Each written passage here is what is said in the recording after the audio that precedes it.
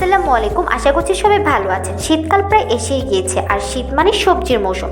এই সময়ে সবজিগুলো আমাদের শরীরকে রাখে সুস্থ এবং শক্তিশালী।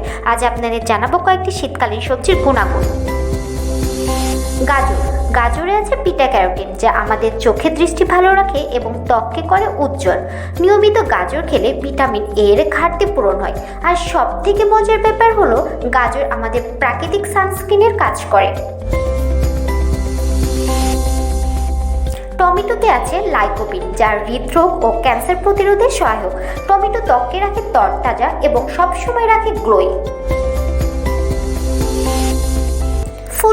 ফুলকপিতে থাকে কোলিন, যা মস্তিষ্কের কোষগুলো সক্রিয় রাখে। তাই শীতকালে মনোযোগ ধরে রাখতে বা এক্সাম টাইমে ফুলকপি দারুণ ব্রেন ফুড হিসাবে কাজ করে থাকে। বাঁধাকপি শীতকালীন সবজি হিসাবে ভীষণ উপকারী। এতে আছে ভিটামিন সি, ভিটামিন কে এবং ফাইবার, যা ঠান্ডাজনিত রোগ প্রতিরোধে সাহায্য করে থাকে।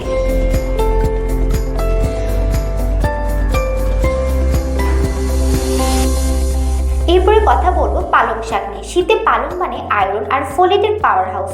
এটা রক্ত বাড়ায়, চুল ঘন করে আর শরীরের ক্লান্তি দূর করে।